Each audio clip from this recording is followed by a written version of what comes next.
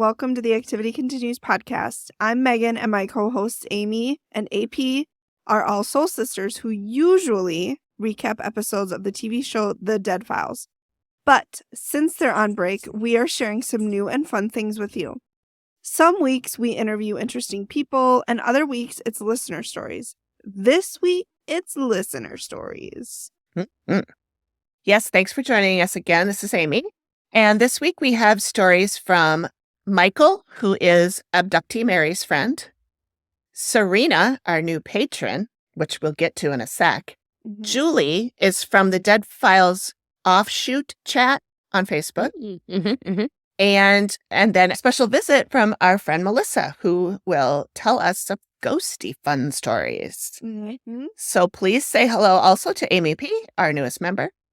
And she's keeping us in check with facts and stuff like that. Hey, Amy. Howdy, howdy. I also want to say welcome. Hey. I also want to say welcome to Serena, our new patron. Mm-hmm. I know that she joined us recently, and that's pretty exciting. We're always excited to see a new patron member. Yep, that's right. So come over and join us. I mean, what's it going to hurt? It doesn't cost you anything. That's right. Nope. That's right. I'll put the link in the show notes. It's always in there, but yes, take a look for it. It's just patreon.com/theactivitycontinues, all one word. No dashes. So, yeah. Cool. And then as for content warning, again, because we're talking with people with various different stories, we don't know what's going to happen. So please check the show notes as to what might be a trigger warning that's coming up. Yeah. I don't really think there's going to be anything as far as the stories that I've seen and heard, but there, our conversation might veer off, as it does. There's always swearing. So. Yeah. There's, I noticed that when we met with Leah, the shaman, we really didn't swear very much at all. Oh, wow. Like I didn't want to, she was just like, well, fuck. Yeah, I didn't want to, come at her. Right. She was just very earthy is really, and then Kirsten, I love, she started off with, and all that shit. Oh, shit. Can I swear? And we're like, oh, absolutely. She's like, beautiful. Good. Yeah. Fluent in the lingo. Yes. Yeah. Fluent in swears. Yes. Yeah. She was a blast, too. She was so much fun. To have her back so I can chat with her because, she seems so fun. She was really fun. She's really cool. And she's got so many stories and does so many variety of things that, so cool. Many variety. I love that. So many variety. Is that what I said? Variety. Yeah. Yep. That sounds like so me. Many. The only housekeeping thing I have is that Patreon now is connected to Spotify. So if you are a patron, you have to be a paid patron. You can go to Spotify and see all of our episodes that we put out. And I do try to get an episode out on Monday. So we are right now, we're doing this on Sunday night. Mm-hmm. The episode's coming out at midnight for patrons. So I'm going to try and keep that schedule. We'll see. Okay. So if you head out to Spotify in the morning or in the middle of the night, should you wake up in the middle of the night. Should you work a noon to 8 a.m. That's shift? right. That's right. Or be in Yorkshire. Yeah. As or we have some UK patrons too. That we do. Yeah. We do. Or Germany. I think we have a couple of those. We have some listeners in Germany. I don't think any of them are patrons though. Oh yeah, that's true. You're right. Yeah. Well, there's listeners. That's okay. All right. So Megan, do you want to read that story? I sure do. Okay. And then check the show notes for any content warnings. Mm-hmm. We're not sure what they'll be, so we can't tell you ahead of time, but Amy will put those in the show notes. I will. So Julie, who is a listener from the Dead Files chat group, she wrote in about the Mansfield Reformatory. So a little bit background on this. And she did post photos too, which Amy will put on the blog. Mm-hmm. So when this is out, you can go check it out. But the background of the Mansfield Reformatory, the Ohio State Reformatory, also known as the Mansfield Reformatory, It's a Mhm. historic prison located in Mansfield, Ohio, in the United States. It was built between 1886 and 1910, and it remained in operation until December 1990, when a United States federal court ruling ordered the facility to be closed as a result of a prisoner's class action suit citing Mhm. overcrowding and inhumane conditions, Mhm. which is a good Not good. thing to be closed I'm for. pretty sure our favorite black glasses wearing Baggy pants. friend, baggy pants, Mhm. has been hit this Yeah. location. I think so too. It was, yeah. In 2009, the facility was featured on Ghost Adventures Season 3, Episode 4. So, And then I wrote in my notes, that Yeah. mess has been on that long. yeah, it has. That's Mhm. 14 years. Oh, my God. Truthfully, it used to have a lot better like history of the areas that they were covering.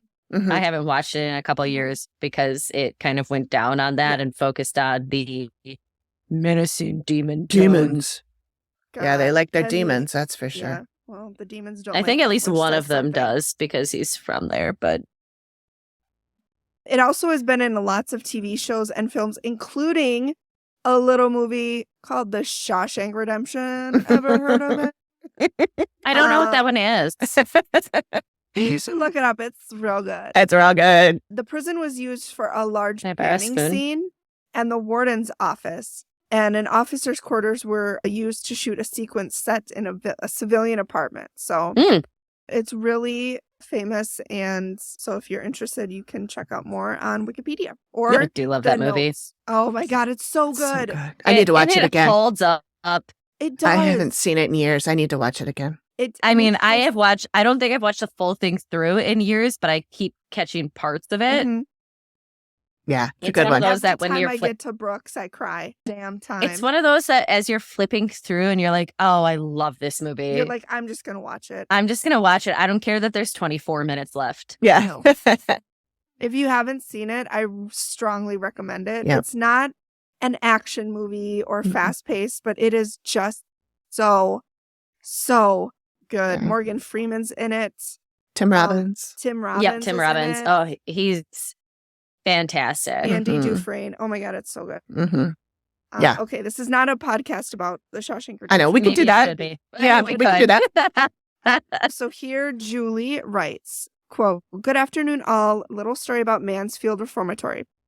A few friends and I visited in October of 2021. We were Wow. able to tour the entry, warden's house, a couple of cell blocks, the chapel, and the attic, which I would never ever tour cell blocks in a closed prison. Like that's terrifies me. You, I of would. course, Amy. I would. Of course. You probably I will go to someday to Alcatraz and I will Mm, stand in the no. Thurmans. Nope. Never in a million years. You could I'm not gonna pay me like enough. piss him off. No, but I know you wouldn't. You're not a ZB, but still not. Speaking of I might talk Al about birds. Capone. Yeah, Al Capone was out Al there. Capone Yeah, was there. he was. Yep. Because he didn't have he went there because he didn't have the intricate system like he had when he was at the one in Kansas. I can't think of the one. Oh, in Kansas. Leavenworth? Oh, Yep, yeah. where Leavenworth. He was at Fort Leavenworth. Yeah, because he knew And- everybody there and he was like living it up. That's He why knew how to was get his sent- way. That's Mhm. why he was sent to, or one of the reasons why he was sent to Alcatraz is because they wanted to make sure that he was a prisoner and Yeah, not yeah. just a Hotel god to guest. some. A Yeah, guest. Yeah. Yep. All right. The warden's house had several floors, some used as classrooms and dormitories below the warden's quarters. I walked into one of the rooms and I felt so sad and hopeless. No Mhm. idea what might have occurred. Probably something not great, is what I'm going to assume. Hmm. The building was very run down. Some areas had chunks of the walls and ceiling lying around. Oh my God. Mhm. We continued to the warden's home. Some furniture still sat in the rooms. Wow. Mhm. Crazy. I instantly sensed a very sad lady. She was pretty, light brown hair, dark green velvet hat. Her sons were running around in the hallway laughing. She looked at them so sadly. It was hard to be there. Jeez, that's so... Mhm. We moved to the area used to portray Brooks' bedroom. It was so cool. And Brooks was a character from the Shawshank Redemption film. Mhm. His storyline was so sad. So sad. Oh my God. I hated it. But I loved it. I mean, I loved it, but Mm-hmm. it was jarring. What was the name of his bird? It was like a really normal name. I'll look it I up. don't remember. Yeah, Amy will look it up. The stairs to the right were very creepy. It took a lot to go up there. There were a couple weird little doorways up in the ceiling above them. It went into the chapel. I felt nothing there but a strange, creepy little cell was built into it. Oh, okay. Yeah. Jake. I knew Jake it was the a Crow. normal. Yeah, I knew it was a normal name. We entered the attic area, and that's where I heard, quote, "Women shouldn't be here." Woof. That's not great. Fuck off, man. Yep. Not fucking men. Don't know who said it. Probably somebody not nice. I saw these strange beings at the back of the room. It felt like they were brought there by a couple inmates who came from some other prison. Oh my God. So I wonder, were they brought there by the people, like they were attached to them? That's what it sounds like. Or did they summon them? They were brought there by a couple of inmates who came from some other prison. So did Could be they either summon way. them? Could be either one. Yeah. Yeah. Either way, not great. Mm-mm. I only went halfway into that room and stopped. You're braver than me. I wouldn't have even gone in. I would have been like, I'm gonna stay out here. I got pictures of some of the drawings on the walls from prisoners to stay there with no heat or air conditioning. It had to be misery, but the prison didn't have space for everyone transferred there. Mm-hmm. We went into a couple of cells. It was very high up. I was uncomfortable, so I didn't stay long. Yeah. On our way out, we descended a very beautiful staircase, and my palms started burning. I reacted to it, and my friends asked if I was okay. My hand was very red, confusing. Interesting. Mm-hmm. I mean, throwing things out there, if asbestos was out and it came down off of the ceilings or any fiberglass that cuts into the hand, not discrediting, but just throwing out some options of what the heck, and it's only on my palm. Mm-hmm. Mm-hmm. That's a good point. And again, it could have been something on the stairs that irritated her. Yep. So not discrediting anything that she had to say, but just offering some potentials of maybe a train of thought we didn't go down before. Mm-hmm. Oh, okay. Hold that thought. I should have kept reading. An hour later during the tour, the guide shared information about a fire that tragically killed quite a few people. It took about a week to heal. My skin peeled for about 2 weeks. So strange. Okay, so it was a burn, not just. Yep. Okay. See, I didn't read that either, so I was fully on board with it. I'm like, yeah, that's a really good idea. Well, it still could have been like a chemical burn. Yes. That she actually experienced, but yeah. Could be. I mean, just laying the platform that there's stuff out there, but I feel like a little freaky. Alone, just the hand, yes, I would be on board with Amy. But like the fact that there was a fire, it took a week to heal. Her skin. Did she mention touching something that caused?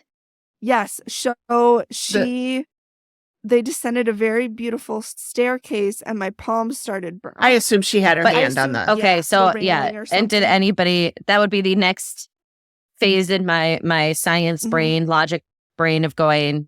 Did anybody else get this kind of feeling? Was this, so then you can kind of rule out if nobody else is getting it and they all touch the railing too. What is that? Or if other people touch the railing and they also had that feeling, what does that constitute to? Again, not discrediting what she felt or what she was going through. Right. Julie, if you want to let us know, we would love to know. Yeah. I have to separate my logic brain from my emotional brain a lot. Just a process. Yeah. Awesome. So yes, there was an old safe in the hallway near the stairwell. It was so cool walk-in size. I could feel a lot of energy around it. And that's the end of her story. So that was a good one. That was, I tell you what, people who go in prisons like that, I would never because I'm so afraid. That's why I'm so hesitant to do like ghost walks, because like I don't want something attaching itself to me. Yeah. Because that's happened before, and it took me 10 years to get rid of him, and I don't want to do it again. No, I don't blame you. Even though he was very nice, he wasn't mean at all. He was very nice. I actually think he protected me for some very bad situations. Yeah. But it just freaks me out.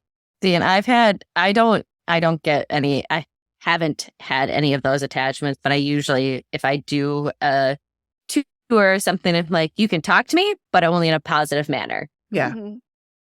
I don't know if that means anything or does anything, but I've had the like whisper in my ear or the something going past me. We were at the Greyfriars Kirkyard last year, which is the amount of people that are buried there is substantially higher than they claim, just due to the time frame of how long that cemetery has, or that kirkyard has been around, and how big it is. It's not very big. Mm-hmm. No. That's crazy. But there's actually there's a pit that is literally called the Plague Pit. Yeah. I mean, it is a pit of despair, basically. It was the plague pit. It was anybody who died from the plague was thrown into this pit. That was from Princess Bride. That's the reference, but that's not good. Yeah. Yeah. Mm. But yeah, it's So I like going on those kinds of things because I also love the history that's attached to those. Mm-hmm.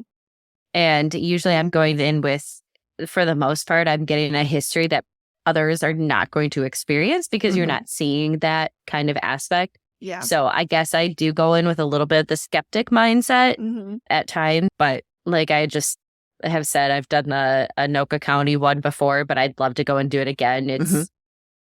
It's just got some cool stuff. I mean, it's local, and it's in an area. Anoka is considered the Halloween capital. Mm-hmm. Yeah. And it's just a really cool place, especially if you get a really nice, crisp fall evening to go and do it. I'm in. Let's do it. I mean, I'm in, but I'm going to wait in the car. You can wait. You can wait in a restaurant. They're like half a block away from where. The restaurants are only like a half a block from where the historical society is. I'm just gonna douse myself in salt. Just salt everywhere. Just salt crusted Megan walking around. My hair is gonna be full of salt. People are gonna think it's dandruff. And then there's gonna be Amy and Amy standing over there being like, "Hey, who wants to talk to us?" Yeah. I don't know her. She came with us. I don't know her. So funny. I had a friend who used to live in Anoka area and would go, she still does, but she doesn't live in Anoka anymore, but go all out on their Halloween decorations. And I mean, like, this woman, their whole front yard. So the year that I went past, they had a canoe with skeletons out. They had skeletal fish. They had a dock where somebody, like, skeletons were fishing and had caught the skeletal fish. I've seen it where they had a bar. So they had the ghosty bar set up. So they had a bartender, and they had all the bar front and all the cocktails, and they had all these skeletons, people coming into the bar, and it was their whole entire yard. Wow. That's dedication. That's cool. I'm jealous because I do not have the ability to focus that long to set something like that up. Yeah. Yeah. Yeah, me neither. No, I could come up with some ideas, but I would never be able to put it into practice. Right. Yeah. No, I definitely have ideas. And then it's like, oh, Halloween's tomorrow. Mm-hmm. Yeah, it always comes quicker than you expect. Yep. All right. So our next story is the one from Michael, who is Mary's abductee. Mary? Abductee. It's a word. If I say it too many times, it sounds wrong. Or anyway, not a real word. Yeah. So anyway, Mary, she told her friend, Michael, about being on our show and how she had fun and stuff. And he sent me his story, and I read it in email. And then I said, this is great. I can use this, or you can record it and send me the recording. Yeah. So he did that. So I'm going to share my screen now so that you can hear it. But here it is. Hi, Amy and team. Okay, so here's my story. I guess it must have been 1995 on a Sunday morning. I drove down to Hidden Falls to sit by the river. Must have been about 5:30 a.m. At that time, I'd recently moved to Minnesota from Tennessee, and I discovered Hidden Falls as a quiet place to sit and reflect. I just left my hometown of Nashville to start my life over here in St. Paul. Well, on this particular morning, I walked down to the north entrance to my favorite spot by the water. I was sitting there a little while when I remember seeing a head pop out of the water and then some splashing around. Soon, a figure stood up to reveal what looked like a young woman in a prom dress. She kept splashing around playfully in the water before she got out and slowly started walking toward me, creature of the lagoon style. It looked like she was wearing a taffeta prom dress. She walks up, dripping in the sand right in front of me, and looks at me from behind a set of horn-rimmed glasses. "It's a little cold for a swim, don't you think?" I remember asking her. "It's not so much a swim as a rebirth," I remember her saying. Okay, now it was getting weird. Oh, yeah. I sat there for a little bit trying to figure out what to say or do, so I just offered her one of my muffins, which she took. I don't remember the small talk, but I do remember her saying that she was from Tennessee, as was I, and that she had gone to Vanderbilt University, as had I. The funny thing is that she offered up this information first, making it a pretty unnerving coincidence. Well, soon she thanked me and she left, walking up the sand toward the road. I sat there for a while trying to process things before I decided I had to find her and keep talking.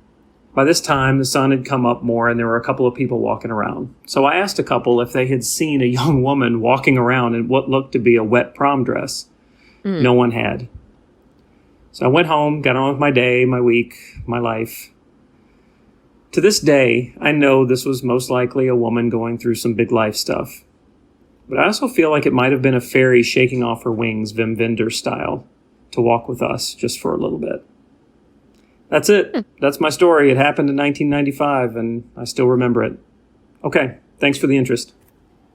Oh my God, I love that idea that it was a fairy. Yeah, isn't that cool? That is so magical. But aren't the typical fairies usually fairly dangerous?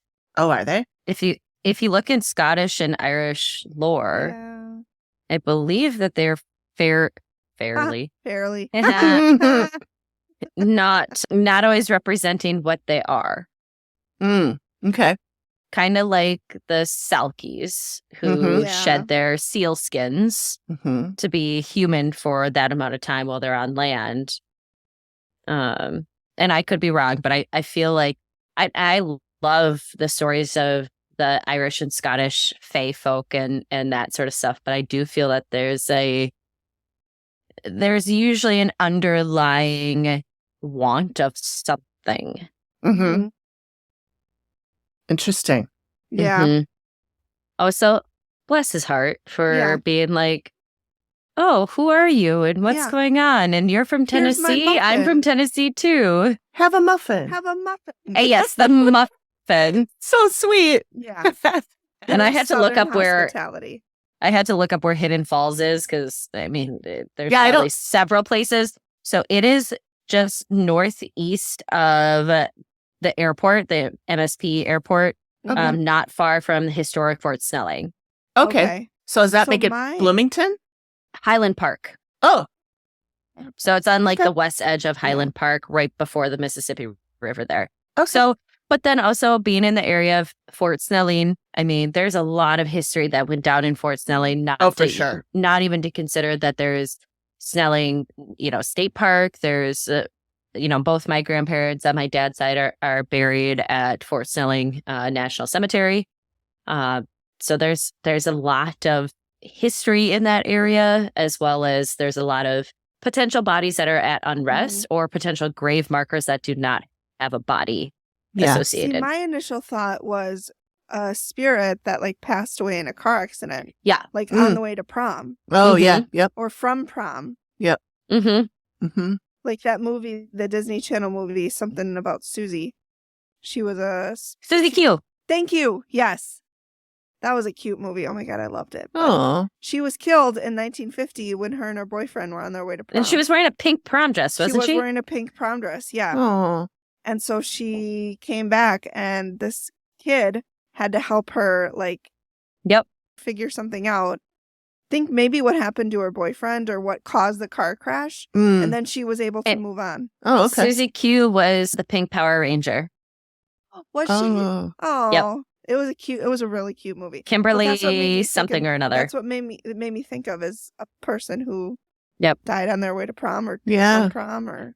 And I feel like that's when you look at some of those, like, Are You Afraid of the Dark or stories, like those kinds of stories, there's there's a girl who died in the 1950s who comes back to haunt, or somebody who needs a ride and they get dropped off outside of a cemetery, those urban legends. Again, not discounting anything Michael had to say, but just associating it with some of those. And curious to know more about why he thought fairy. And went into kind of the fae side of things rather than ghost side of things. Like, was there a feeling or maybe it was an energy or something? Yeah. I I mean, all of those stories, myths, legends, anything are all used to explain something we don't understand. Yeah. Right. Yeah. Like the brownies in Scottish folklore are the house help, quote unquote, which is probably where like the house elves from Harry Potter associate from. However, they didn't, in the folklore, they don't want your assistance and they don't want your charity and then like if you are too nice to them, then they're like, I have to do something bad to you now. Oh. Yep. So there's like even at the Old Manor store, like the rock face that you can go and climb up to or hike up to, there's a story that associates with a potential brownie or a fae folk that is associated with one of the like 3 stories that I read about the Old Manor store. And we're not talking about like eating brownies either. No, we're talking about brownies. No, but now I want one. I know. Yeah. Yep. I never don't want a brownie. So. Right. I know. The answer's never going to be no if that's it. The ones with chocolate chips in it are the best. As long as the top has that crinkle sort of stuff. And give me a corner piece all day long. All right. Yes. Well, thank you, Michael, for sending this awesome story. Thank you, Mary, for telling Michael about it, about us. And the last one we have, this is, I hid it from you because I wanted to see your reaction. I couldn't see it. There's another? This is from our new patron, Serena. Okay. So, she sent me this in Instagram, in a chat or whatever. Oh my God, you guys. It actually says OMG, but OMG, you guys. I have a super short and weird story for you. Yesterday after work, my boyfriend Rob and I went to visit his grandfather's grave, as it would have been his birthday, and he visits the gravesite on 8/8 each year. We are driving around. What? Lionsgate portal. Yep. Yep. I did my ritual. Same. And okay, so he visits the gravesite on 8/8 each year.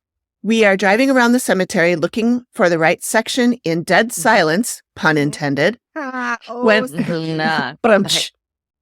When all of a sudden your podcast starts playing on my phone that is sitting in the cup holder. Shut up. It's like it picked up where I left off when I left work 2 hours prior. Oh my God. It was the June 3rd, 2022 Alcatraz, Amy's, and Alliteration. Freaked me the fuck out when it happened, and I could not get it to stop playing. I closed all my apps, and it was still playing. Oh my God. I've had to do that before and force stop in the app settings. And she says, I look over at my boyfriend, and he says, what? You think this is happening because you're in a cemetery, don't you? Yes. I said, damn right I do. Yep. Thick ass. Are you sure his name's like Skeptic Greg? Yeah, right. Or We have a Zach Skeptic Van. Rob, it looks like. So she said I had to restart my phone to get it to stop. It was awesome. God. Oh my God, Serena, I love it. I love it. I love it so much. And then she finished it with a smiling emoji, a laughing sideways emoji, a ghost, and a heart. Aww. So thank you to Serena for you, sending us Serena. that. That was so much fun. Glad we were part of that journey for you. I loved it. Important part, did you guys find the right section and the right grave? Yeah. I assume, hopefully. Hopefully. And then she was like, Grandpa, you're never going to relieve this story. Even though it was Rob's grandpa. I don't know his name, but. No, we don't know his name. The craziest thing happened. There's this awesome podcast. And he's Funny. like, what's a podcast? Yes. We appreciate Yes. Serena for sending us that story. Thank and you. for becoming a Absolutely. patron. She's awesome. She's the best. Yeah. As all of our All of patrons our- are. everybody. I mean, only cool kids follow us, right? It's true. It's true. It's true. I mean, I was one. yeah, That's right. You still are one. You That's were promoted. Yeah. Yeah.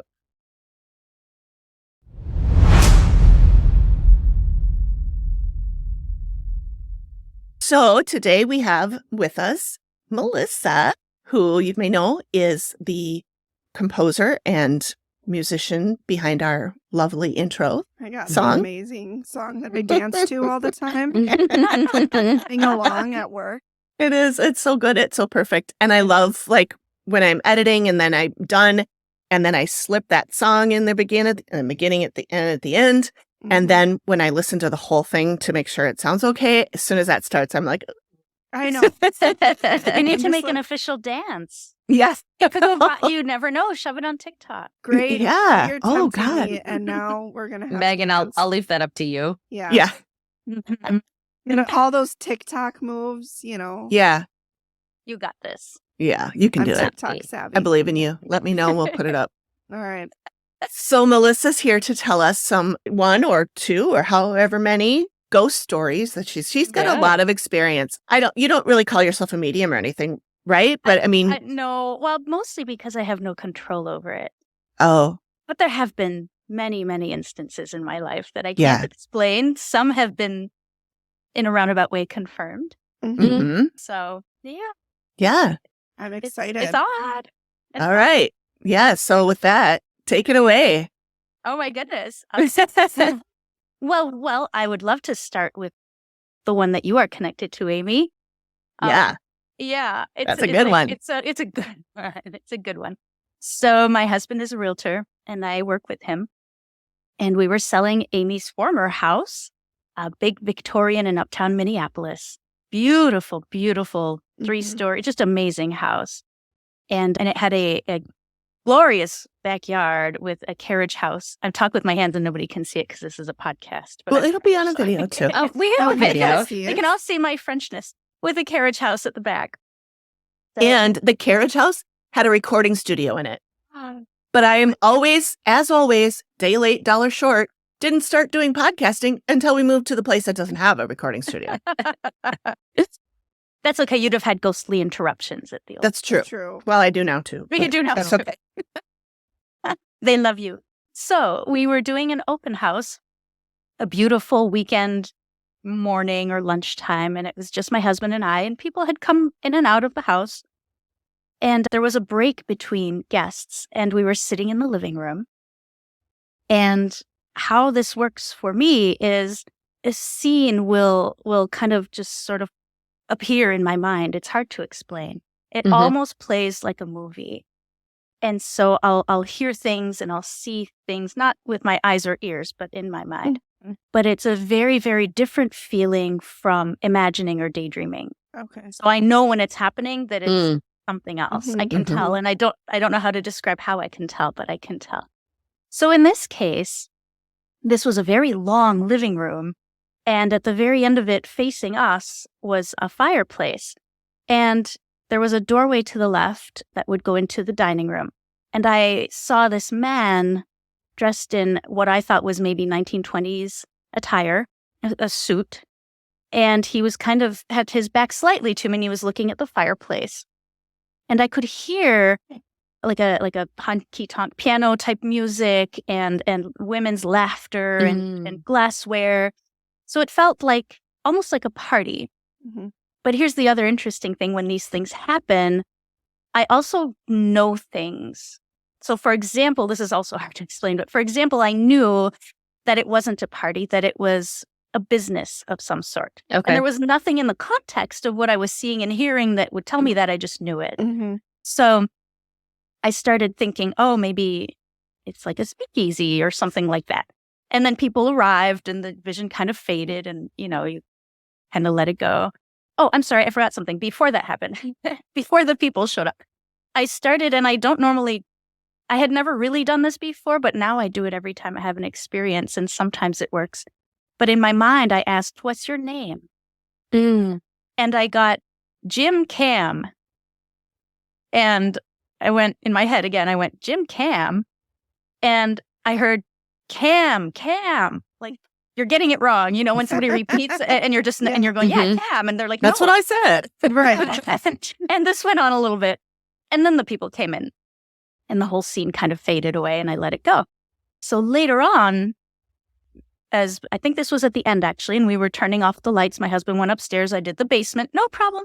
I almost have never had anything happen in a creepy basement. Which is so weird. It always happens like daytime, sunny, beautiful, Anyway, so when I got to the dining room where this man had been standing to turn off the lights, I was very compelled to kind of get down on my knees and start. There was like a wood paneling on the bottom third of the wall.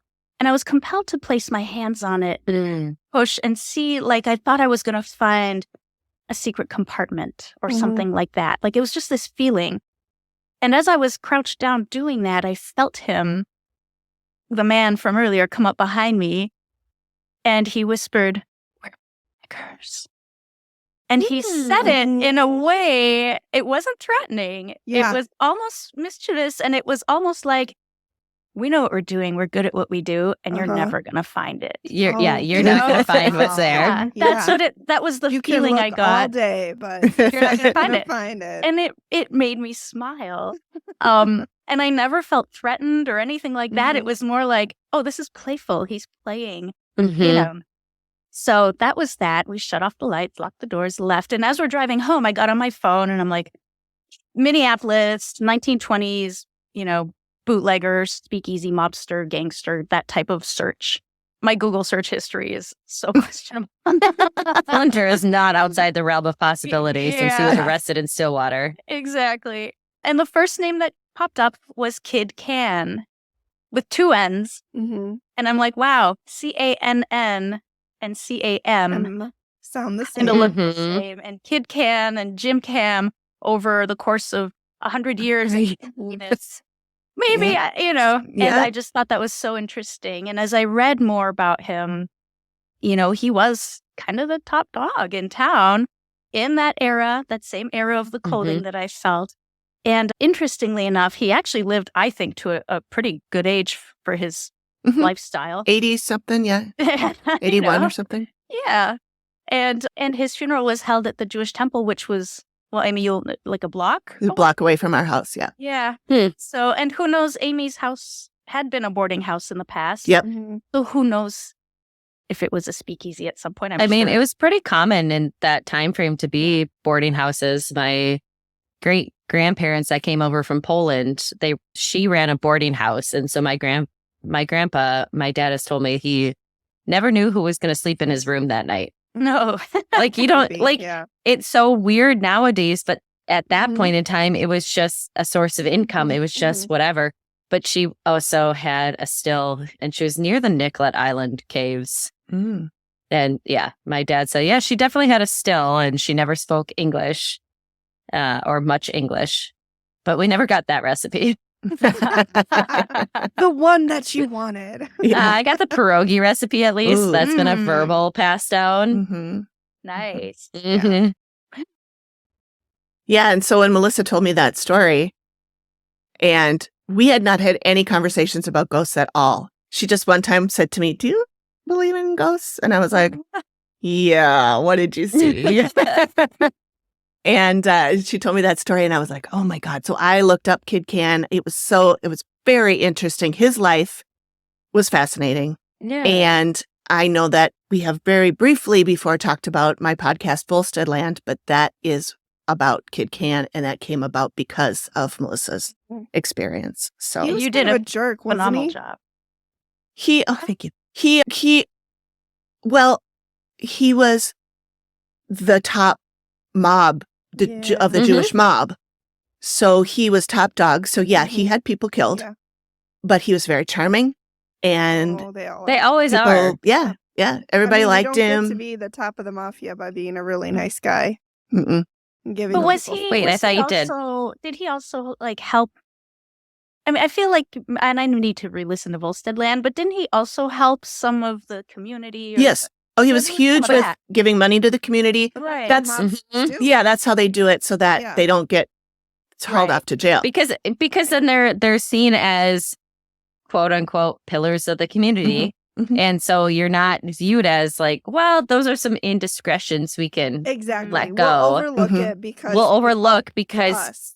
because they do so much for the church or the temple or for the community or for the children or whatever Yep, they did a lot. else. He did a lot of stuff for the schools. Mhm. Yep. Yeah. So And I they talked to overlook a lot. somebody, in the research that I had done, I spoke to somebody who said that when he was young, that his school got money from Isidore Blumenfield was his name. Mhm. Kitkin was just his mob name or whatever. But that they got a lot of money for the sporting teams and stuff. He would give them he'd buy all their uniforms and stuff like that. But also during that time, they were like the mobsters and like Bonnie and Clyde, they were so romanticized Right. about because they were quote unquote sticking it to the man. They were going against the government. And so they represented the working person. Mm-hmm. And there was that like, we have to support them so that they support us Mm-hmm. and they don't take from us, but they take, it's like the Robin Hood scheme, like Yeah. take from the rich, take from the government and give back to those who need it. Mm-hmm. But, it goes into that Bonnie and Clyde era. You listen to the stories or watch the movies about Bonnie and Clyde, and when they were shot and killed and they were riddled with bullets inside of their car, Mhm. they were on parade basically for at least a couple of days before anybody did anything with that scene. Yeah. Mm. Because it was, oh my gosh, these people are us, Mm-hmm. and Kid Can very much could have been, well, he's us. Yeah. He's one of us. Well, and he was an made it this immigrant. far. He was an Mhm. immigrant, came over when he was 1 year old, and because back then also the Jews were not allowed to have jobs, and so Correct. they had to have money, so they would be street Mhm. vendors or something like that. And so his father was a street vendor, but he sold newspapers on the street corners, and then it just sort of went. He just started going up from that. But I was going to say something else about how he was in the community. Oh, he was also really big with unions and the workers. He was very much supportive of the workers. And so, like you say, kind of anti the man kind of stuff. So he was big union guy. Was he kind of big into his role at that point in time when FDR was in charge then as well? Yeah. He came into he came into presidency in the 1930? Yeah. Around that time, right after Black Friday. Yeah. And he would have been then. Yeah, all those programs and everything during the Great Depression that I know my grandfather was a part of the Civilian Conservation Corps. So he planted a lot of trees in the Twin Cities area that can still be seen around today. Wow, cool. That's cool. Yeah, he was definitely a bootlegger. He was one of the big ones. He had either he or his people in his family owned almost all of the liquor stores and bars. And so you could only, especially if you were convicted of bootlegging, which he was, then when you got out, because he got away with everything. He would get caught and then he'd be free. But you were not allowed to own a liquor store. So he never owned a liquor store, but his family wife did. His mom did. His sister's husband did. And so all these people owned the liquor stores and the bars. So people have known how to skirt around the legalities of things for a long time. Yep. But his life is fascinating. It is really I want to fascinating. give props to your podcast, Amy, because I Thank know you. you did so much research, and it's so well done. It's really thank you. entertaining, and he's a fascinating character. He so really is. He really It's is. informative too. I mean, it really yeah, is. it really even just on the history of Mhm. the Twin Cities. It's, There was so much stuff I'd never known, and it is very interesting. I never used to be into history. I always thought it was boring, but Oh, I love history. his story is He's not boring. No, not at all. Not at all. And there's a bunch of murders, there's bank robberies, it's Mhm. fascinating. so Well, I mean, what was it? North Fields, that was the James gang. Yep. James Younger gang. Yep. Came up through here and got run out of town. I mean, like they have a whole celebration about the James Younger gang that came through, and they had the days about it because they ran them out of town. Did they kill one of them? I don't remember. I can't remember if they think did or not, but they I ran think them so. out. Yeah. But at that time, it was like if they got somebody, their body was on parade Mhm. because it was like, he's famous and look at what we did. Mhm. Mm-hmm. There's a Right. plaque. I was down there last autumn, I think it was, and saw the bank. Yeah. Yeah, and there's like a plaque kind of bragging about all that. There's a little Mhm. museum in town. I was there a couple years ago, so I'm a little rusty on it, but it's so fascinating how like those names and things that come about that you've heard about in past or in readings or anything like that come through. Mm-hmm. And it feels almost like fiction until you see those.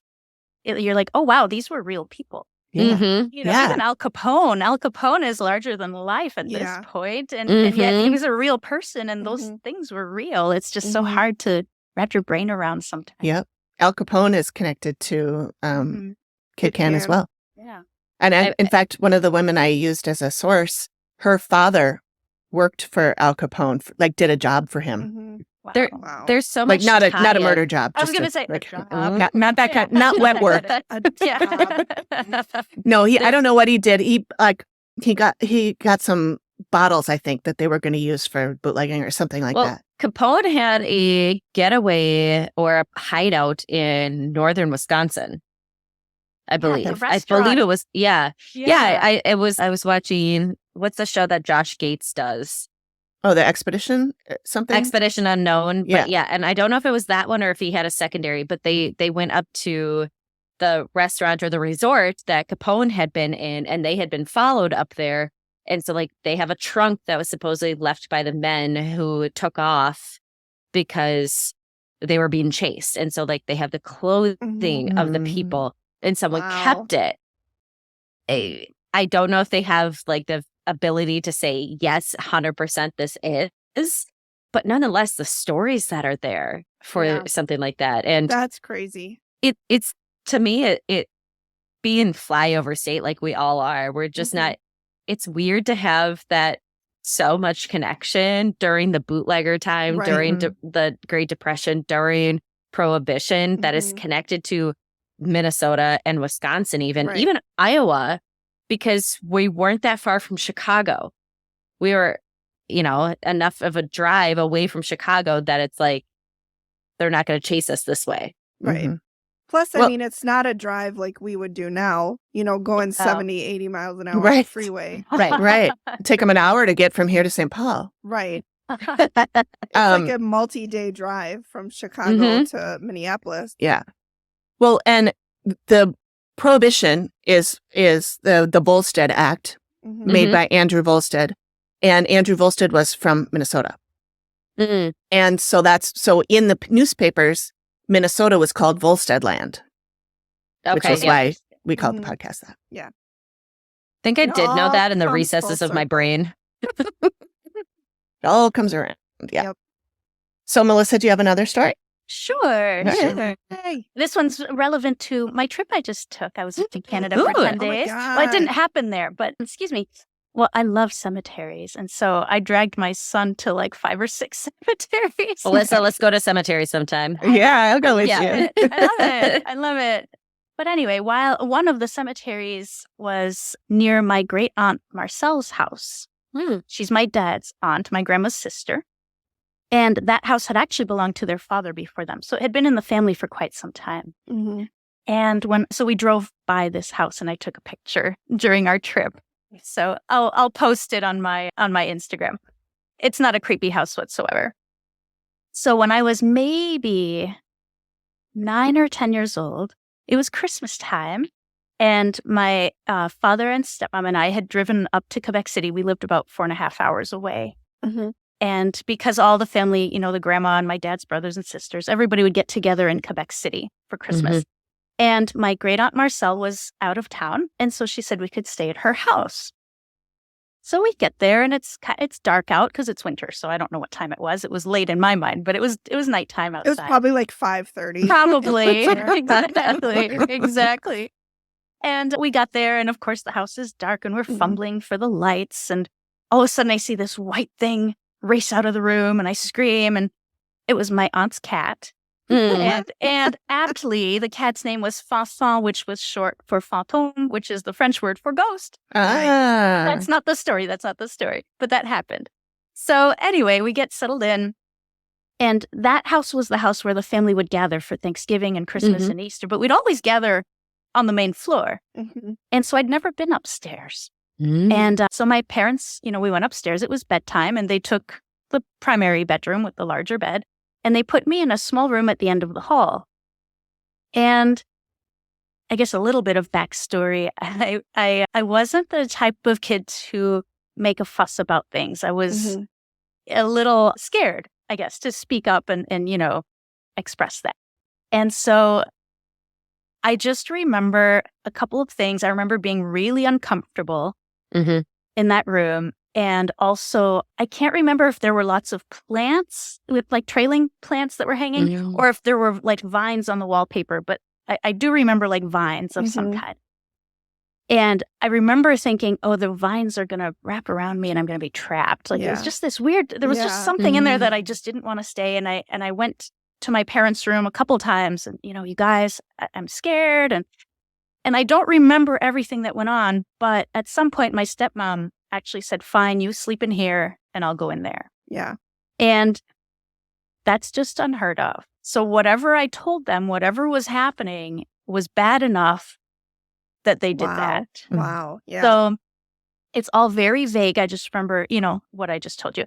So nothing specific. And maybe 10 years later, we're driving back to Quebec City, and it's just my dad and I in the car. We're going to visit the great aunt who has since sold the house and moved into an apartment. And we're driving, and I just mentioned in passing, hey, Dad, do you remember that Christmas forever ago when I was in that little room at the end of the hall? And he goes, oh, Jack's room. And Who's Jack? Who's Jack? Jack is the family home. Who's Jack? So Jack was my grandma's dad had owned the home. Her mother had died young. His wife had died young, and he had remarried to a woman from Montreal, and they lived in this house together. And she had a brother who also lived in Montreal. And so the story goes that he either had a severe depression or had some kind of issue where he came to live with them in that house. And that was his room. And his name was Jack. And that was his room. Okay.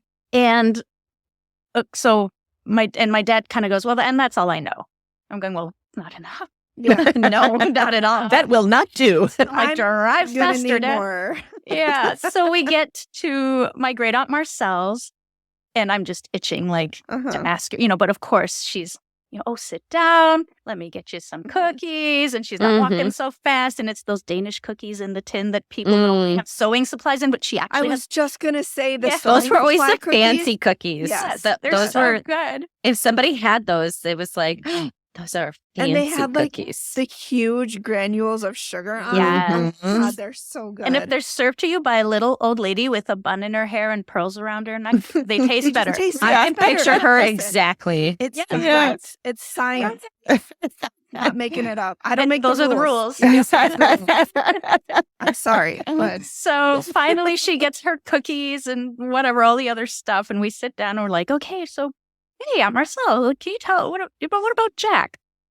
So apparently he didn't much like children, and he would sit on the front steps and throw rocks if they, came too close. I mean, not if they were behaving, but right. So there was that, and of course I was a child, and then came the big part of the story is that one day she was downstairs and she heard a thud. And she ran up, and Jack had been sitting on his bed and bent down to tie his shoe and dropped dead on the floor in that room. Yeah. I thought for sure you were going to say something about, suicide with the way you felt about the vines. Yeah. I don't know what the correlation was with those other than I felt trapped. Yeah. Yes. And maybe that trapped. has to deal with his depression. And Yeah. Yeah, my just a really strange story. And so they sent her to get the priest, because back then you got the priest before you got a doctor. And and strange. So he had a heart attack, presumably. How old was he at that time? That's a good question. And I did see his grave while I was there, and I should look at the dates. I'll look them up. I don't think he was all that old. Okay. Would have been a widowmaker, most likely. So aorta rupture. Yeah. And then the strange thing is that my great-aunt Marcelle and her husband, who had lived in that house maybe a couple of years before we stayed there, he had died of a heart attack inside the house also.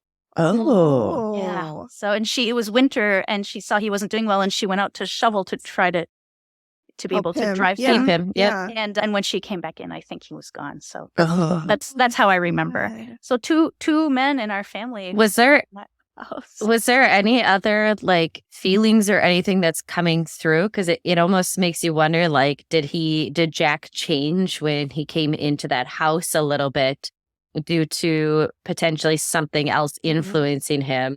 I totally understand the children can be annoying as the aspect of things. I mean, they're great, but I'm glad to give them back to their parents. Exactly. I think he had issues beforehand. Okay. Yeah, I think so. But potentially also if he was on a spectrum of any sort of thing, would he have been more open? More susceptible. Yeah, it's hard to know. And the house is lovely. I'll put the picture up and I'll tag The Activity Continues so you can find it. But it's a lovely house. It's really, and the inside was absolutely beautiful. I'm sorry, there's people daring to walk on the sidewalk. How dare they? Selfish is what I'm going to call it. My neighbor thinks she can come and go as she pleases without checking with Vivian first. And we're not having it over here. Oh, pickles. But you'll see when you see the photo, there's just something about the house. You'll see. I'll put you tell me if you see it. But there's just something about it. I cool. know. Yeah, there's a feeling. So I'll be excited to see if you feel it too. Yeah. And Melissa, didn't you do an episode in your podcast about Jack's Room? I seem to remember there being an episode called Jack's Room. Yep, it was the very first Phantom Friday back in season 1. It was the very first true ghost story that I told. Nice. So I'll put a link to that in the show notes too. Yeah, and the one about the bootleggers and your house is on there too. Oh, right. I don't remember what number it is, but it's in there. There's maybe 7 or 8 of them. Yeah. So yeah, those are fun. Those are fun. Part of her Skylark Bell podcast, for those of you listening. Yeah. Yeah. Cool. All right. Do you have time for another one, or do you? It's up to you. Sure. I could tell you. Oh, do you want to hear about the convent? Yeah. Absolutely. Fun, right? Okay, Convents why are would fun. you even need to? I'm going to tell you. Overnight shifts. Oh What's my not to God. love? Yeah. So I lived with my dad and stepmom in Ontario for many years, and when I graduated high school, I moved back to Quebec City, where most of my family is. And my aunt, she's my now we're flipping to my mom's side. That was my dad's side of the family, all the other stuff. So on my mom's side of the family, my grandmother's sister worked at a convent during the day. And they were looking for somebody to do some overnight shifts from midnight to 8 a.m. And I'm not sure I was even 18. I might have been 17 when I started. But I took that on because I needed a job. And, so I would work midnight to 8. And how the convent was set up is that it was kind of a U shape. And on the 3rd floor of one wing is where all the kind of geriatric, I suppose, or, nuns that had needs, older nuns. And there were, I think, either 7 or 8 of them in my care. And they had varying degrees of either physical or cognitive disabilities. One had Alzheimer's, but she was able to walk around. Others were clear-minded, but were in wheelchairs. So, it was kind of that juggling all that.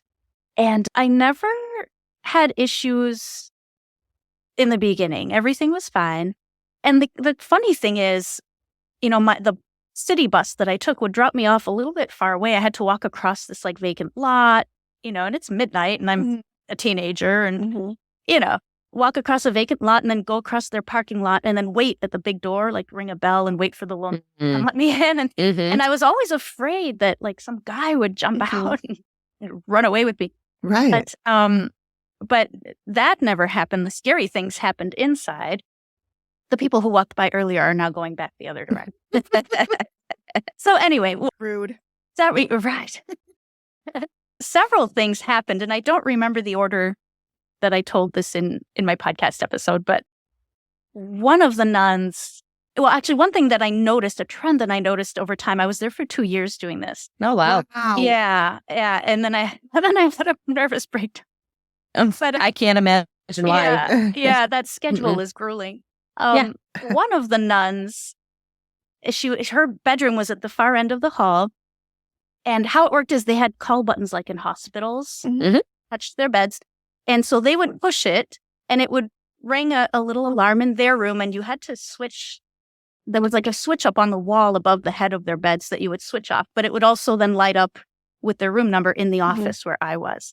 And many of these nuns had to be sort of restrained or in their beds somehow because they would either run away or fall off, depending.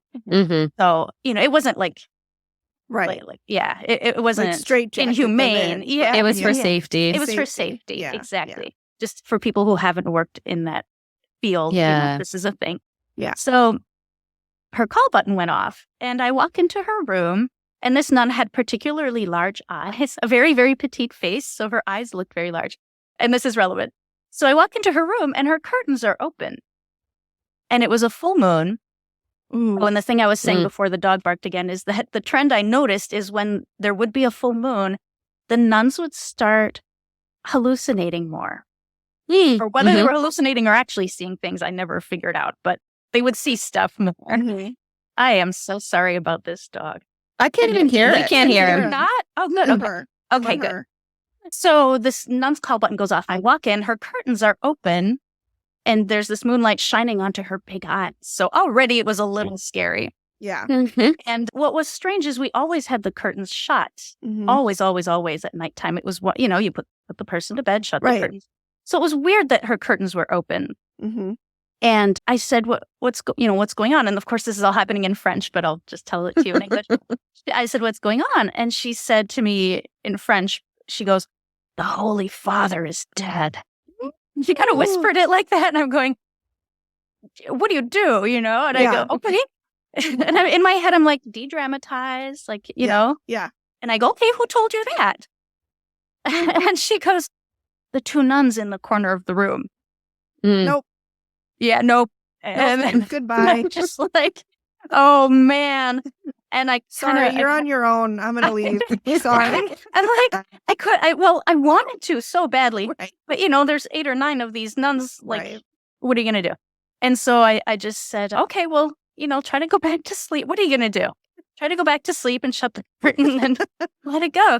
Here, I'll play some Bram's lullaby and just go back to sleep. Yeah, I'll be fine. Exactly. So it was just like there were a series of strange things like that.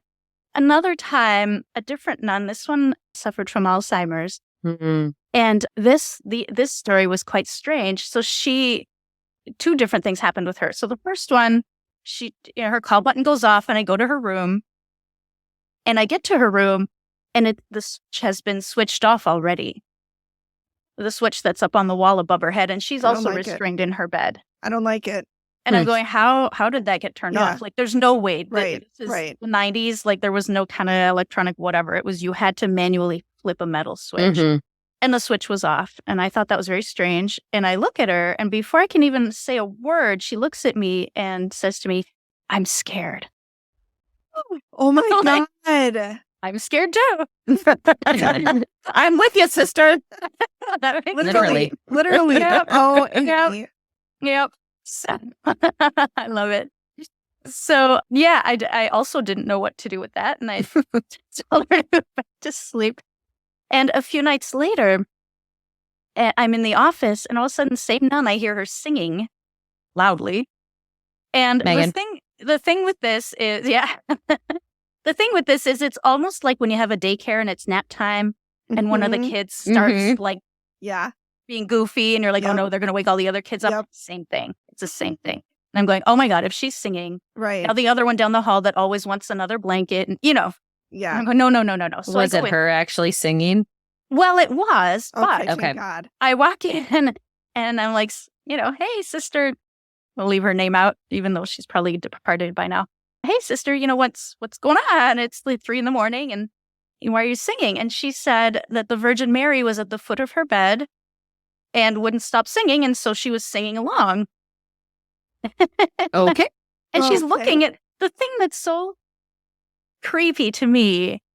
And I never saw anything in that convent. But the thing that's creepy to me is that the way they would look at these spaces, she would look at the foot of like she saw somebody there. And she could have been hallucinating. I'm not saying necessarily it was paranormal, but either way, it's very disconcerting. Creepy. Especially alone at night in this 100-year-old building, So I told her to tell the Virgin Mary that it was 3 a.m. and that they could start singing. But it was, so 3 a.m. Yeah, that's the hour. Is that the hour? Yep, that would be the witching hour that we are all well attuned to. A lot of things happened in that 2 to 3, 3:30, 2 to 4 window, and especially on the full moons. So she said out loud, hey, it's time to sleep and we're going to stop singing. And she rolled over and went to sleep. That was so strange. Wow. That's unnerving for sure. Yeah. Very much so. So then the last part is, to me, the most unnerving. It was a beautiful building, with wood trim and granite steps that would go down to the basement. But I'm putting quotes around basement because it was there were still rather large windows. It wasn't all the way underground. And it was very spacious. First floor basement almost. Kind of. Yeah. And it was the cafeteria. It wasn't creepy. It was finished. It was beautiful flooring and wood trim. It was very nice. There was nothing creepy about the basement or the lower level. But every day around 4 a.m., before any of them woke up, I would go downstairs and get, bread, yogurt, bananas, things for their breakfasts. And that's also where the kitchens were. And then I would bring it back upstairs and prepare some food for them in the morning. And I always hated that part. I always hated going downstairs. I don't know why. Again, there was nothing creepy down there, but I always felt really uncomfortable, not in the stairway or anything like that, just when I got down to near the kitchen. So one day I was replacing somebody for a daytime shift on the weekend. And it was a beautiful day, sunny, and the nuns, we actually had them outside on the porch, the back porch. And I was taking that first nun, the one with the big eyes, I was taking her for a walk. I had to hold her because she had mobility issues. So they had this massive, beautiful garden behind the convent. So we're walking the path along the garden, and there's a pretty little shrine with some prayers and the Virgin Mary and stuff.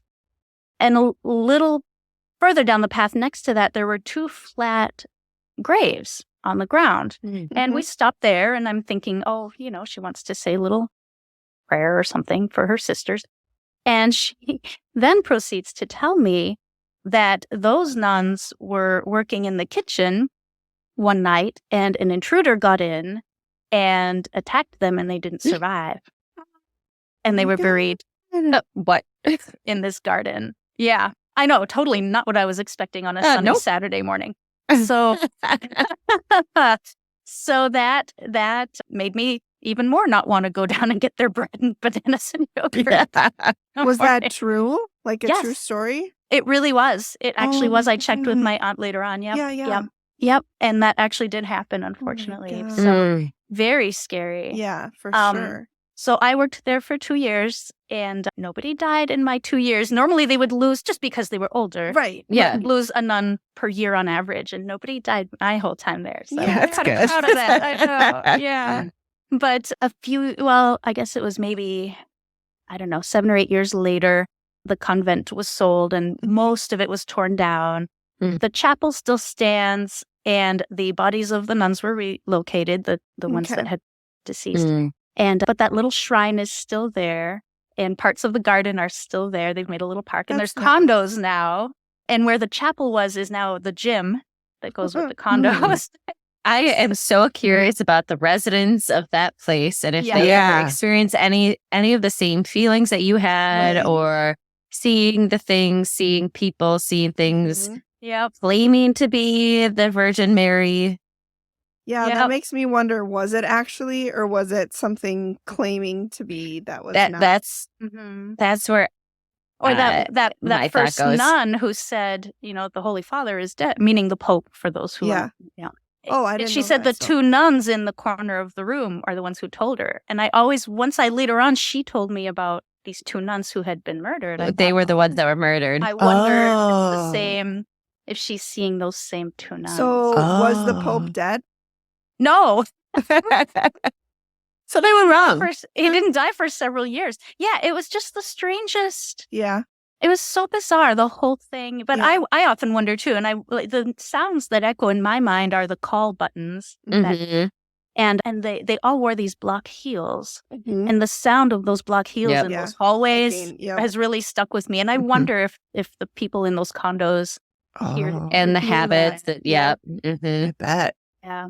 Yep. But it was an interesting experience on so many levels. There are a lot of funny stories I can tell too. But yeah, it was a very, very cool experience. I wouldn't do it again. It was really interesting, and especially I don't have a religious perspective, so being there without that and seeing just the way of life and how they approached death and all those things, it was really fascinating. I bet. Yeah. Cool. All right. Well, thank you. You bet. Great stories. Awesome. Thank you.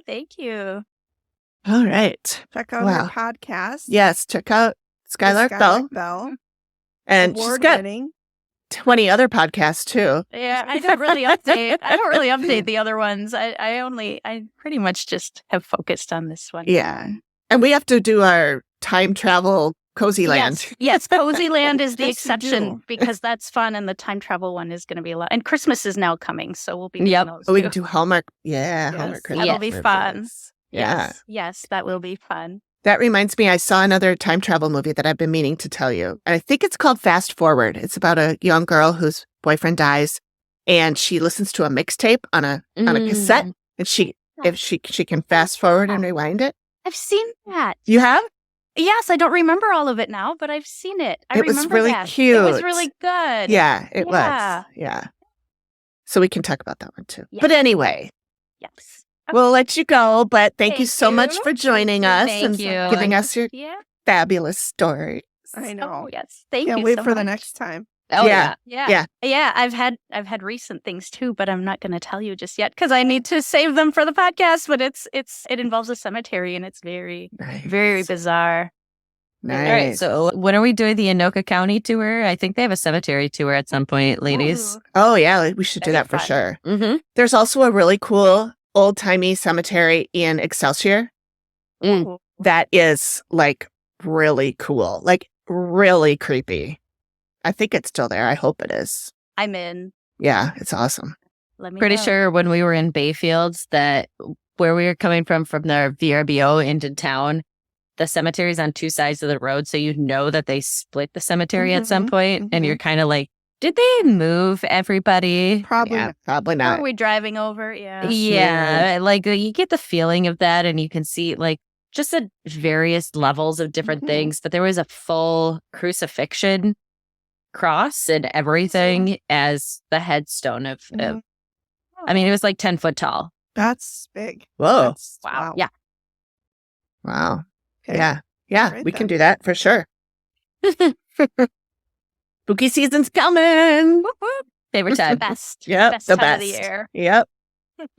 All right. Well, thanks, All right. Melissa. Thank you. We will see you soon. Thank you. Yeah. All right. Talk Bye. soon, guys. Okay, bye. All right. Well, I guess that's all we got. And it's getting late. Yeah, I Not can't like wait. bedtime late, but like. No, I can't wait. I'm trying to get my dad to write me down a couple of stories that would go along a little bit with what Melissa was talking about with a nun in a convent, a sister. He doesn't want me to use her real name or the order fine. that she was a part of, but We can just make one up. We can call her Sister Whoopi or something. I'm already calling her Sister Anne. Okay. Okay. So Next time I'll have to tell you about my mom's UFO experience because Ooh. I had totally I was telling her about it and she was like, well, I told you that your father and I saw a UFO. And I was like, That's right. no, you didn't. No, you didn't, Lori. She just like casually dropped it in. I went to the store. I got some bread and I saw a UFO. Yep. And did you want half and half or creamer? I also will have to say I have a few stories that are from when the pheasant hunting lodge that we stayed at in South Dakota with my friend's dad's place that they own. And there's just some middle of nowhere. There's a really cool story about a woman who helped the natives when nobody else would, when cholera was going through. Nice. And she didn't make it. And yeah. And then there's definitely some experiences that several of us have had in that area. And yeah, we'll have to do but that's for next time. Folks. Yeah, I've got some stories too from the house that Melissa was talking about. You do. Do we have you yet? Have we hooked you in yet? For Will our you next be episode? listening? Yeah. Talk about a cliffhanger. Well, yeah, I was going to say we want to wrap up and talk about what we're doing next week, but we really don't know what we're doing next week. Probably we'll just do some more stories. Or maybe we can pick an old episode of the Dead Files. We'll see. Yeah. Or maybe between then and next week, we will have another interview. Or Could be anything. You know what? You never know. Oh my God, I could try tarot. I'll do tarot to see what happens. Yeah, you do. Oh my God. I have to get you your Timu Light and your tarot card. Yeah. I've looked at what I need to do to welcome my tarot cards. Oh, that's right. I didn't do that for any of mine. I didn't do it either. I didn't know you were supposed to. I did hear years ago that you were not supposed to buy your own. You're supposed to only get them gifted to you. But I bought my own because a long time ago because I didn't know anybody that was going to buy me one. I know several. I've seen several people who buy their own. They do now. Yeah. I think that was an old-timey 90s The person thing. I watched on YouTube that kind of told me about it, she was like, she bought her own and she said she just looked through Amazon and found one that spoke to her. Yeah. I was just looking for pretty artwork. I have a few decks now. My original deck that I bought back in the 90s, I don't have any idea where that is. Greg thinks it's in the attic and I don't feel like going up there because it's a million degrees in the attic. It's scary right because it's an attic. I've recently been also toying around with the idea of being Wiccan, but I'm nervous because, my faith and I'm just... It's still God. I mean, it's... from it. Exactly. It doesn't matter. I need to research it more. Yeah, but I like the idea of nature and being super connected to the earth. And I've always been far more connected. I went to K through 8 Catholic school. I know that it's not easy for everyone to go through that. And I feel like especially with Catholic school, you either go super Catholic or you're like, I'm getting away from having to go to this all the time. Yeah. But, we grew up with having sports tournaments all the time on the weekend or going to the Boundary Waters or going hunting, fishing, whatever with my family. And I connect so much more in nature to whatever you want to believe in that's out there. Because it's like each day is so unique and each, whether you want to say sunrise, sunset, but even in the middle of the day when you get to see the sun filter in through the trees and everything like that, the way that it's hitting you, nobody else is getting that at that point in time because you're the only one there. I'm far more connected to stuff like that and seeing that. But that's, I believe that there's something else out there. I believe, I guess in it overall in God, in the sense that there is that one being in the sky, but I vary from where I need to have my religious experience at. Yeah. I've always felt more like it's not a being as much as a force. And I remember telling my mom that I just sort of came up with my own religion. And I told her, that it's more like the sun and the moon and the stars and the trees and all that. And she said, well, that sounds pretty Native American. And I'm like, really? Okay. I've always been so intrigued by, you look at all these historic peoples, the Greeks, the Romans, the Vikings, the indigenous peoples across the globe in all the different areas. And so many stories are so similar. Yeah. I But feel like they're there's not got to the be same something. because it was a way to explain things that nobody understood, Yeah. which is also in the basis in a lot of, and we don't need to get real deep into that, but it's in the basis of a lot of religion too. And it's religions across all the different types of peoples because it's something that's unknown. So humans don't do well with unknown. We have to find a way to, yes. If we And don't we got to label it. then we hate it. And transphobia, homophobia. Yeah. I don't understand it, so therefore I hate it because it's not something I would do. Whereas, when we have the groups that are like, I don't understand it, but I want to get to understand it more. Even if I don't agree with it, I can at least understand it. And that's where, I've always been in love with Greek mythology. And then you have the Romans stole a lot from the Greeks because the Greeks were before the Romans. And then you're like, Venus and Aphrodite, they are the same person. Mars and Aries, the same. Yeah, I remember taking Greek mythology in high school and I loved it. Yeah. So interesting. But so nonetheless, I've just always found it so, I love the storytelling and the way that we didn't have a way to explain what an earthquake was, but then you have somebody that says, or a group that says it's a tortoise or a turtle having the earth on its back. And it's the, Yeah. It's all fascinating. Yep. All fascinating. Yeah. Okay. Sorry. I didn't mean to derail us. But no, that's okay. No, I took us down the rabbit hole. I'm going to catch that white rabbit, damn it. One of these days. All right. Well, bitch. Thanks for listening, everybody. If you stuck around this far. You're like, son of a bitch. We're done. And I will, we're planning our Scotland trip. And I'm so excited for you. I think we're going to go the week of I think we're leaving the 2nd, coming back on the 12th. I'm hoping October. Okay. So I'm hoping that we can still record an episode because I'll have plenty of time, downtime when I'm just sitting around the Airbnb or whatever. So I can. Oh my God. If you got some Scottish people and we could just have them talk. You find me a Scottish boyfriend? I will keep my eye out. I did the ones with one foot in the grave or on a banana peel, the other in the grave, and wealthy. Yeah. Oh, sure. Okay. Yeah. I'll love see. it. I'm sure if I hang out in some of these old bars, I'll find somebody. Thanks. Somebody. You send me your favorite picture of yourself and I'll just show it to. Better. Oh, I've got a better one. So have that, find out, but then hopefully he has a really hot son that you can marry who's going to inherit it. Yeah, that would be great. Who's actually really nice and feminist and appreciates women and is not a douche. Right. It's not afraid of somebody who speaks their opinion. Who's got an opinion. I would just honestly go with the old man because a man like that doesn't really exist anymore. Yeah, you're magical thinking again, Megan.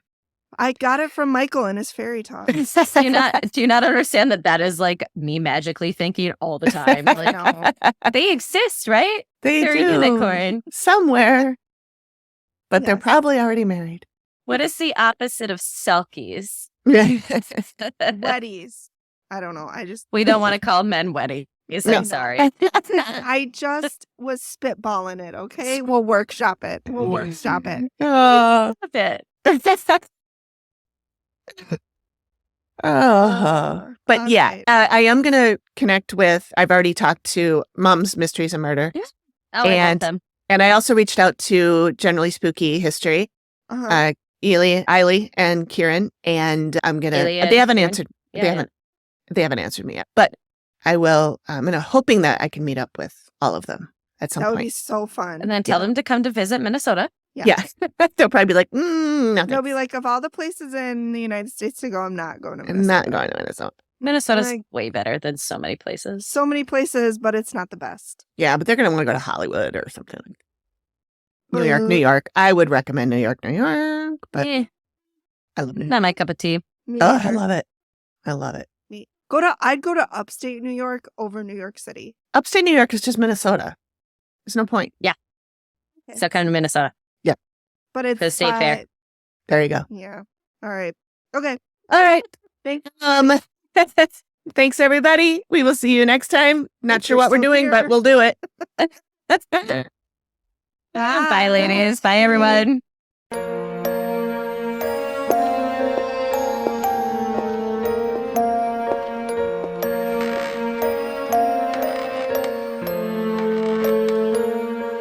Thank you for listening to the Activity Continues podcast.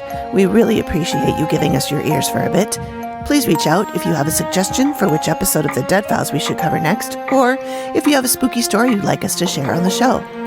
We can be reached at theactivitycontinues@gmail.com or through our website or any of our socials. Links are all in the description of the show. Please feel free to drop us a note and say hi. And join us next time when the activity continues.